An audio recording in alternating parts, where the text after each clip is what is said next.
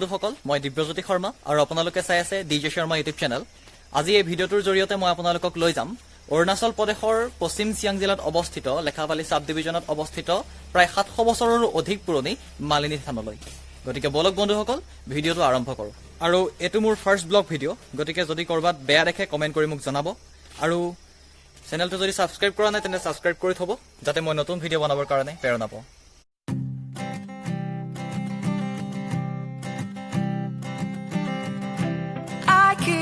A photograph in which we were in love, caught in your eyes, waiting for the sunrise. I barely even knew who you were. What did you do? I didn't care, 'cause you were perfect, I swear. But somebody told me that it's over. Oh no, it's true. You made me happy for a while.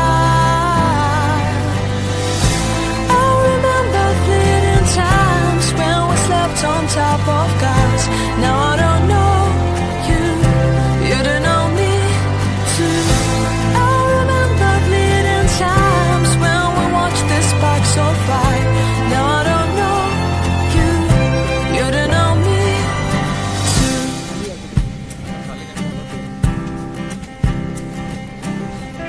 Stars shone in our eyes like the lights of fireflies. We were obsessed and we felt warmth in our chests. So finally আমি আহি পেলাই পাই গ'লোহি Silapathar station বুলি কয়, এইটো Silapathar station. আৰু ইয়াৰ পৰা আমি মালিনী থানলৈ যাব লাগিব, মালিনী থানত টেম্পুত যাব লাগিব। গতিকে বলক ভিডিঅ'টো আৰম্ভ কৰি গৈ থাকোঁ। আৰু এতিয়া মই ট্ৰেইন ষ্টেচনৰ পৰা তললৈ নামি আহি আছোঁ, আৰু ইয়াত বহুত টেম্পু আৰু ট'ট' আগতীয়াকৈ ৰৈ আছে। ইয়াত আপোনালোকে টেম্পু ট'ট' ভাড়া কৰি পেলাই মালিনী থান বা য'লৈ যেনেদৰে যায় তেনেদৰে যাব পাৰে। আৰু আমি এতিয়া 8জন আছিলোঁ, সেইকাৰণে এখন টেম্পুৱে ভাড়া কৰিবলগীয়া হ'ল। আৰু এই টেম্পুখনকে ভাড়া কৰি লৈ আমি এতিয়া মালিনী থানলৈ যাম। আৰু এইখনেই হৈছে চিলাপথাৰ টাউন। এতিয়া আমি নেশ্যনেল হাইৱে 15 NH 15 উঠিবগৈ লাগিব। এতিয়া ৰাষ্ট্ৰীয় ঘাইপথৰ ওপৰেৰে আমি যাব লাগিব মালিনী থান। আৰু এতিয়া আহি পেলাই মালিনী থানলৈ গৈ আছোঁ, কিন্তু এতিয়া ৰখাবলগীয়া হ'ল কাৰণ আমাৰ ট্ৰেইন আহিবৰ সময় হৈ গ'ল। কিন্তু চাওক চাওক চাওক চাওক চাওক, এইটো যথেষ্ট বেয়া কথা আচলতে এনেদৰে সোমাই তলেদি যোৱাটো, কাৰণ কেতিয়াবা বহুত ডাঙৰ বিপদ হৈ যাব পাৰে। কাৰণ মানুহজন যোৱাৰ প্ৰায় 1 মিনিটমানৰ পিছতে ট্ৰেইনখন আহি গৈছিল। এয়া চাওক, ট্ৰেইন আহি গ'ল। 1 মিনিট নহয় আচলতে, প্ৰায় 30-45 ছেকেণ্ডমানৰ ভিতৰতে ট্ৰেইনখন আহিছিল। আৰু এইটো বহুত ডাঙৰ ভয় লগা কথা, কাৰণ কেতিয়াবা বহুত ডাঙৰ বিপদ হ'ব পাৰে। গতিকে সকলোলৈকে মোৰ অনুৰোধ, এনেকুৱা ক্ষেত্ৰতে কোনো নকৰে। আৰু ট্ৰেইন পাৰ হৈ যোৱাৰ পিছত আমি এতিয়া পুনৰ যাত্ৰা আৰম্ভ কৰিলোঁ মালিনী থানলৈ বুলি। এতিয়া বলক মালিনী থান। এই ৰাষ্ট্ৰীয় ঘাইপথটোৰ ওপৰেৰে প্ৰায় 2 কিলোমিটাৰমান যোৱাৰ পিছত পোৱা যায় মালিনী থান। এতিয়া মালিনী থান গৈ আছোঁ, আৰু ট্ৰেইন মোৰ এটা ভুল হৈ গৈছিল, আচলতে শিলচৰ নহয়, চিলাপথাৰ ট্ৰেইন ষ্টেচন। ট্ৰেইনৰ পৰা তেনেকৈ টেম্পু ল'ব লাগে। টেম্পুৰ ভাড়াটো 40 টকা লয় টেম্পু ভাড়া। আপোনালোকে ইয়াৰ পৰা টেম্পু লৈ পেলাই যাব পাৰে মালিনী থান। এনেই 30 টকাটো দিয়ে, জেনেৰেল ভাড়া 40 টকা।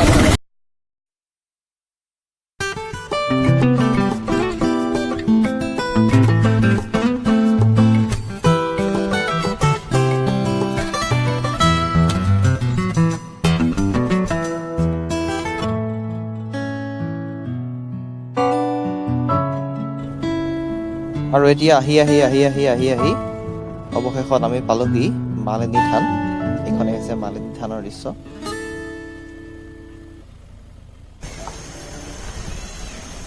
এণ্ড ফাইনেলি আমি আহি পালোহি মালিনী থান। এইফালে আছে মালিনী থান, ইয়াৰ ওপৰত উঠি যাব লাগিব। মই আপোনালোকক দেখাই আছোঁ। এইফালেদি মালিনী থানলৈ আচলতে যাব নোৱাৰি, কাৰণ গেটখন বন্ধ কৰি থোৱা আছে। অলপ আগেদি মালিনী থানলৈ যাব লাগিব, সেইবাবে মই আগলৈ গৈ আছোঁ। এই আগেদি এতিয়া মালিনী থান যাম। গতিকে চাই থাকক, আৰু যদি ভাল লাগে এটা লাইক কৰিব। ইয়াত আহি দেখা পালোঁ ভিডিঅ'গ্ৰাফীৰ কাৰণে 1000 টকা, ষ্টিল ফটোগ্ৰাফী 10 টকা। যদি আপুনি ইয়াত ভিডিঅ' কৰিব বিচাৰে মালিনী থানত, তেতিয়াহ'লে 1000 টকা দিব লাগিব, যদি কমাৰ্চিয়েল ভিডিঅ' হয়। আৰু শিল মাটিৰে নিৰ্মিত এই খটখটিবোৰৰ ওপৰেৰে আমি এতিয়া গৈ আছো মালিনী থানলৈ। আৰু এইখন হৈছে এখন সম্পূৰ্ণ শিলৰ দেৱাল, আৰু দুইফালে শিলৰ দেৱাল আপোনালোকে দেখিবলৈ পাইছে, ডাঙৰ ডাঙৰ শিলৰ দেৱাল হয়।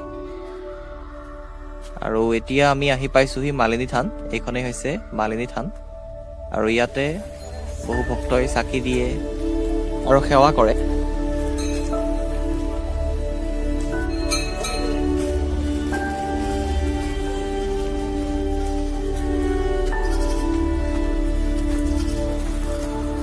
আৰু এয়াই হৈছে মালিনী থানৰ মূল মন্দিৰ ভাগ। আৰু আপোনালোকে দেখিছে যে খাই ছাইডৰ খটখটিবোৰ, সেইবোৰেৰে উঠি যাব পাৰি আৰু ওপৰলৈ, য'ত আছে ৰুক্মিণী মন্দিৰ। আৰু এয়া হৈছে ভিতৰৰ দৃশ্য, মূল মন্দিৰৰ ভিতৰৰ দৃশ্য। আপোনালোকে চাব পাৰে, এয়া মাৰ মূৰ্তি হয়, আপোনালোকে দৰ্শন কৰিব পাৰে।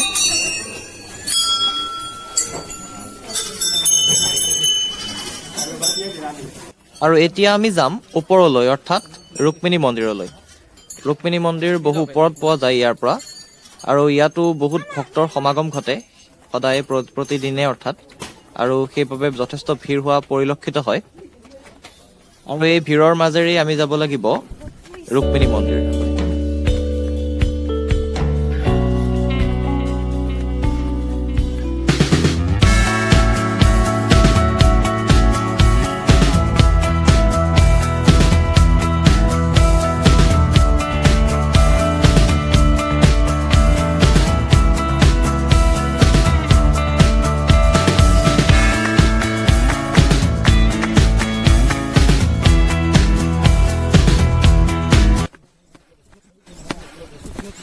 আৰু এতিয়া আমি বহু ওপৰলৈ উঠি আহিলোঁ, আৰু ইয়াত আপোনালোকে কিছুমান জিৰণি চোৱা দেখিবলৈ পাইছে, কাৰণ বহু ওপৰলৈ উঠি অহাৰ পিছত মানুহবোৰ ভাগৰুৱা হৈ পৰে, সেইবাবে এই জিৰণি চোৰাবোৰৰ আগত তেওঁলোকে জীয়াব পাৰে।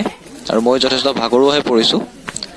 আৰু ইয়াতে খটখটিবোৰ আদায় হয়। ইয়াৰ পিছত এটা পাহাৰীয়া ৰাস্তাৰ ওপৰলৈ যাব পাৰি। আৰু আপোনালোকে দেখিবলৈ পাইছে এইটো এটা মিউজিয়াম হয়, কিন্তু সময়ৰ অভাৱ হোৱাৰ বাবে আমি মিউজিয়ামটোত সোমাব নোৱাৰিম, কাৰণ আমি আৰু বহু ওপৰলৈ উঠি যাবলগীয়া আছে। আৰু এতিয়া আমি গৈ আছোঁ ৰুক্মিণী মন্দিৰ।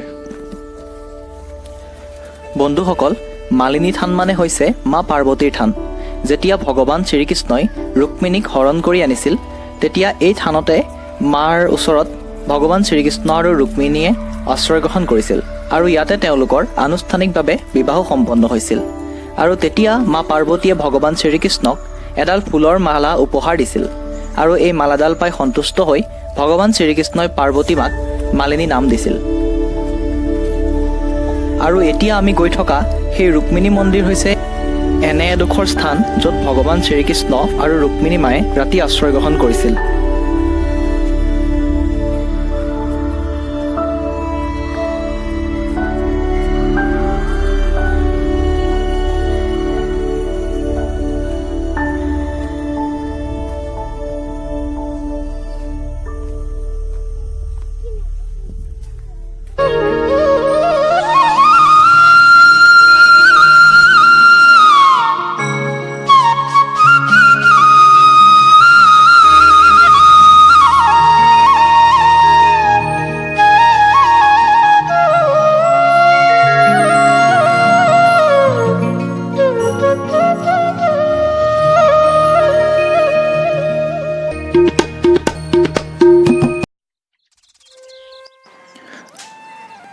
আৰু এতিয়া মই গৈ আছোঁ ৰুক্মিণী মন্দিৰৰ ভিতৰলৈ। এয়া হৈছে ৰুক্মিণী মন্দিৰৰ ভিতৰৰ দৃশ্য। এয়া মাৰ প্ৰতিমা, চাব পাৰে আপোনালোকে। আৰু ইয়াতে বহু ভক্তই চাকি দিয়ে আৰু সেৱা কৰে আৰু ভগৱান শিৱক আৰাধনা কৰে। আৰু ইয়াৰ পৰা চাই আপোনালোকে নিশ্চয় বুজি পাইছে আমি কিমান সমভূমিৰ পৰা ওপৰলৈ উঠি আহিছোঁ। এয়া আপোনালোকে চাব পাৰে, গছ গছনি আমাৰ বহুত তলত আছে, আৰু আমি এতিয়া সমভূমিৰ পৰা বহু ওপৰত আছোঁ। আৰু আপোনালোকে দেখা পালে এইখনেই হৈছে মালিনী থান, আৰু প্ৰায় 700 বছৰ পুৰণি। আৰু এইটো হৈছে ৰুক্মিণী মন্দিৰ, এইটো একেবাৰে শেষৰ ওপৰত আছে। গতিকে আপোনালোকে আহক, চাওক, বৰ ধুনীয়া জেগা, চাবলৈ ভাল পাব। আৰু আজি ভিডিঅ'টো ইমানতে সামৰিব লাগিব। যদি ভাল লাগিলে এটা লাইক কৰিব, কমেণ্ট কৰিব, শ্বেয়াৰ কৰিব, ছাবস্ক্ৰাইব কৰিব। ধন্যবাদ।